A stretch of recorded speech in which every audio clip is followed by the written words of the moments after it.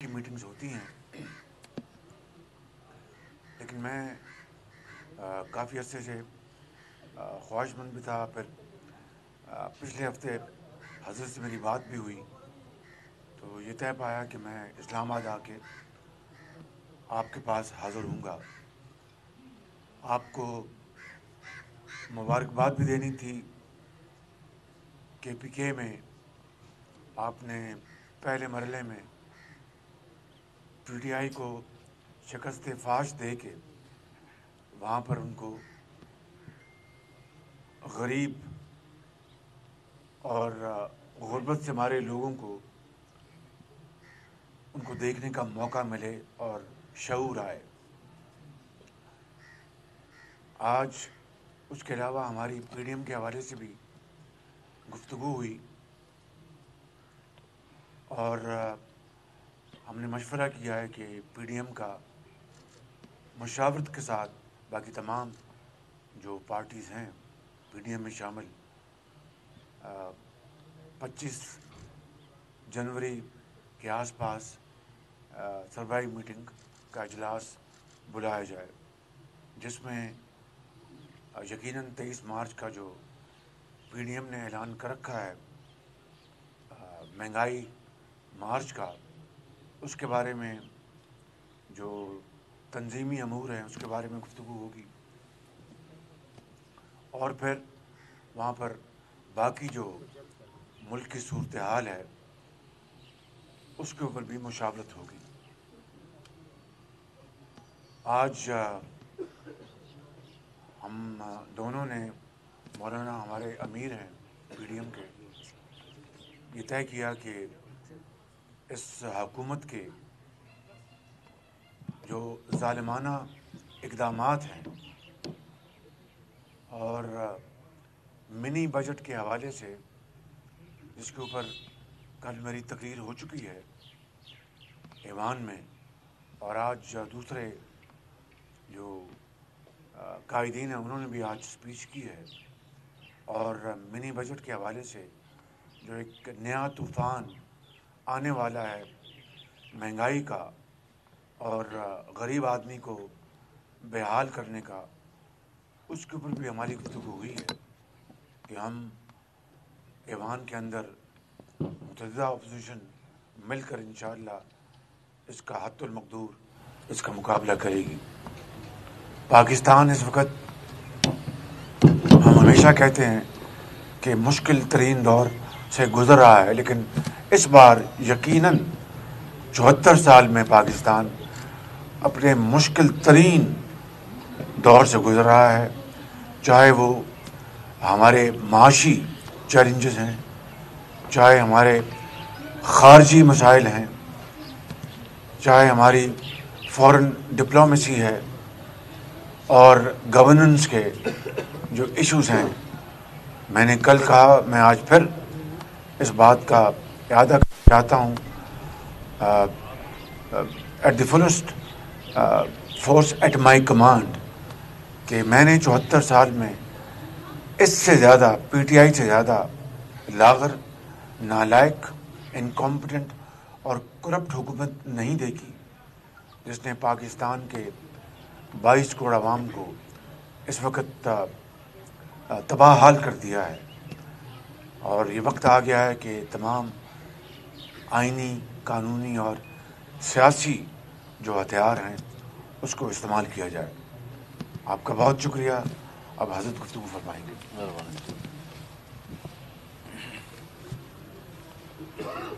بسم اللہ الرحمن الرحیم،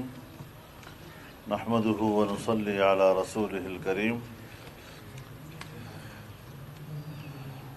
ہمارے نہایت قابل احترام جناب میاں محمد شہباز شریف صاحب تشریف لائے ہیں. میں دل کی گہرائیوں سے ان کا خیر مقدم کرتا ہوں، اور کافی عرصے کے بعد براہ راست ہماری میٹنگ ہوئی ہے. جو صورتحال میاں صاحب نے بیان کی ہے اور اس وقت جو منی بجٹ پیش کیا جا رہا ہے، جس سے کہ مہنگائی کا ایک نیا طوفان اٹھ کھڑا ہوگا۔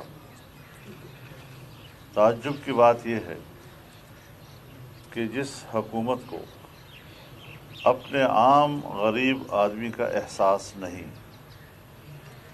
اور بین الاقوامی اداروں کو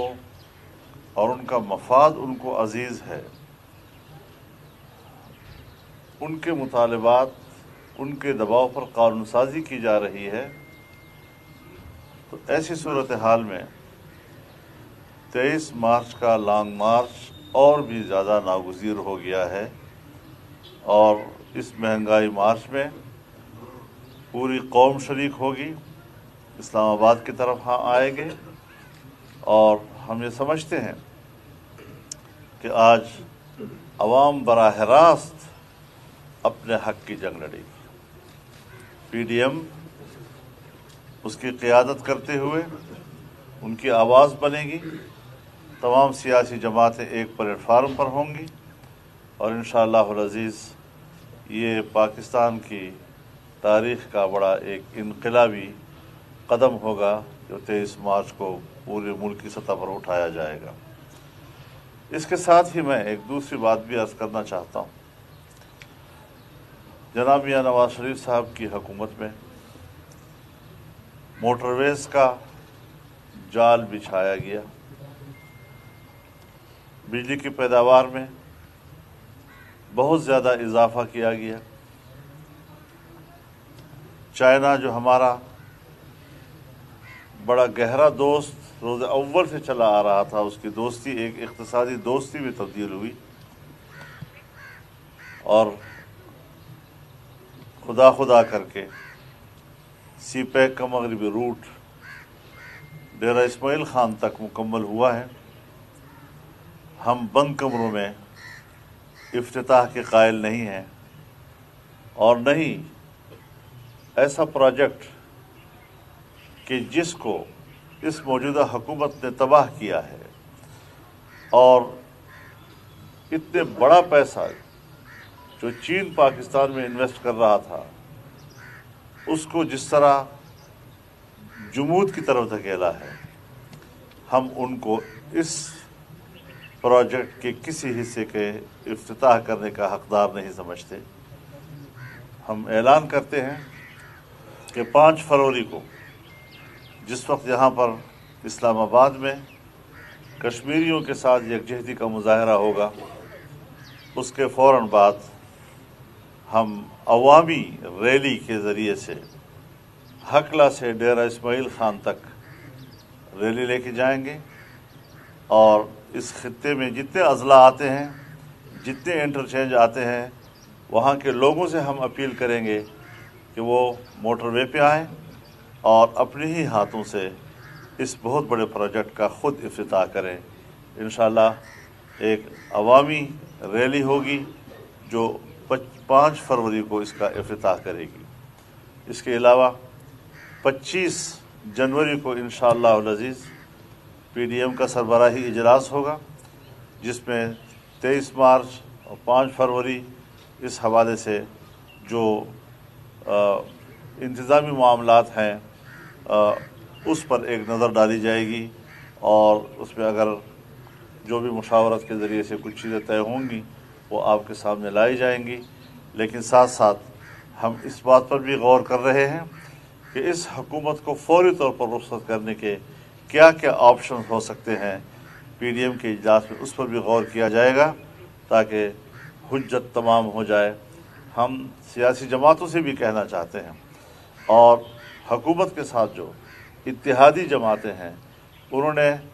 کس امید کے ساتھ اس حکومت کے ساتھ اتحاد کیا تھا حکومت بنانے میں، لیکن انہیں اعتراف کر لینا چاہیے کہ وہ اتحاد قوم کے فائدے میں ثابت نہیں ہوا۔ ہم ان کو بھی اپیل کرتے ہیں کہ وہ اب ملک کی مفاد کے لیے سوچیں، غریب آدمی کے لیے سوچیں، ملک کو بچانے کے لیے سوچیں، ورنہ یہ جو اس وقت منی بجٹ کی صورت میں ہو رہا ہے، اور یا اسٹیٹ بینک کو اختیارات دینے کے نام پر اس کو بھی اختیار کیا جا رہا ہے،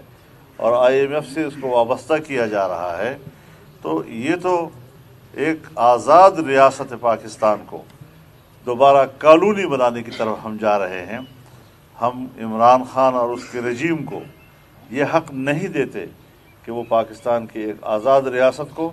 دوبارہ کالونی بنائے اور غیر ملکی اداروں کے رحم و کرم پر ہمیں چھوڑیں۔ ہم اپنی معیشت کو آزاد رکھنا چاہتے ہیں، اور ہماری قوم محنتی قوم ہے، وہ ملک کی معیشت کی بہتری میں ایک بہت بڑا کردار ادا کر سکتی ہے، لیکن قیادت جو ہے وہ بھی اس کی اہل ہو کہ وہ عوام کی امنگوں پر پورا اتر سکے۔ میں ان 2-3 باتوں کے ساتھ ایک بار پھر جناب میاں شہباز شریف صاحب کا شکریہ ادا کرتا ہوں، اور انشاءاللہ اگلے اقدامات جب ہوں گے آپ کو یہ بتائیں کہ آپ نے جیسا آئینی قانونی حیثیت کی بات کی ہے، تحریک اعظم اعتماد لا رہے ہیں آپ میاں صاحب، تحریک اعظم اعتماد کے حوالے سے بات ہوئی ہے، آپ کیا کہیں گے؟ جی بالکل، حضرت سے اس کے اوپر بات ہوئی ہے اور یہی طے پایا ہے کہ PDM کا جو اگلا سربراہی اجلاس ہوگا اس میں یہ بطور ایجنڈا آئٹم ہوگی بات، اور اس کے اوپر بھرپور مشاورت کے بعد فیصلہ دیا جائے گا انشاءاللہ۔ مولانا صاحب یہ فرمائیے گا، آپ نے آپشنز کی بات کی حکومت کو گھر بھیجنے کے حوالے سے، کیا آپ کو امید ہے کہ جس طرح خیبر پختونخوا میں وہ نیوٹرل رہے ہیں، ان آپشنز کے استعمال کے دوران وہ نیوٹرل رہیں گے اور آپ کامیاب ہو سکیں گے؟ میرے خیال میں اس حقیقت کو تسلیم کیا جانا چاہیے کہ جن اداروں سے ہمیں شکایت تھی کہ ان کی مداخلت سے 2018 کا الیکشن قبول نہیں کیا جا سکا، اور جہاں ایک نالائق اور ناجائز حکومت کو تسلیم نہ کرنے کی بات ہو رہی تھی، وہاں ادارے بھی تنقید کی زد میں آ رہے تھے، جو ملک کی سیاست کے لیے کوئی اچھی علامت نہیں ہے۔ آج جب کہ KP میں بلدیاتی الیکشن کا پہلا مرحلہ ہوا اور ہم نے دیکھا کہ کوئی ادارہ جو ہے وہ الیکشن کے پولنگ اسٹیشنز پر یا گنتی کے دوران نظر نہیں آیا، تو پھر آپ نے دیکھا کہ اس کے نتائج پھر کیا سامنے آئے ہیں۔ تو ہم آئندہ بھی یہی توقع رکھتے ہیں، ادارے کی جو عزت ہے وہ ان کے اپنے آئینی دائرۂ کار کے اندر رہتے ہوئے کردار ادا کرنے میں ہے، اور ہم یہی ان سے توقع رکھتے ہیں، اور آئندہ بھی عام انتخابات میں انشاءاللہ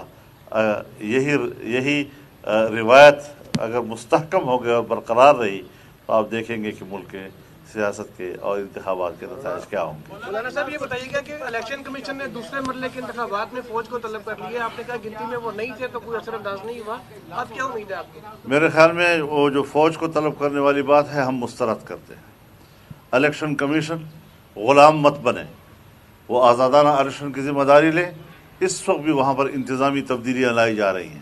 ڈپٹی کمشنرز کو تبدیل کیا جا رہا ہے، پریزائڈنگ آفیسر کو تبدیل کیا جا رہا ہے، نئے لوگوں کو ایمرجنسی میں تعینات کیا جا رہا ہے، اور تحصیل لیول پر اسسٹنٹ کمشنرز کو، پولیس کے افسران کو یہ سارا ابتدا کرنا ہے کہ اپنی مرضی کے نتائج حاصل کر سکے۔ اس کی اجازت نہیں دی جائے گی اور سخت مزاحمت کی جائے گی، لہذا الیکشن کمیشن وہ اپنے آپ کو متنازع مت بنائے۔ مکمل امن و امان ہے، اور پورے صوبے میں انتخاب ہوا اور امن و امان کے حوالے سے مثالی رہا ہے۔ انشاءاللہ ایسی نوبت نہیں آئے گی۔ آپ کا سب کا بہت بہت شکریہ، بہت مہربانی۔ بہت شکریہ۔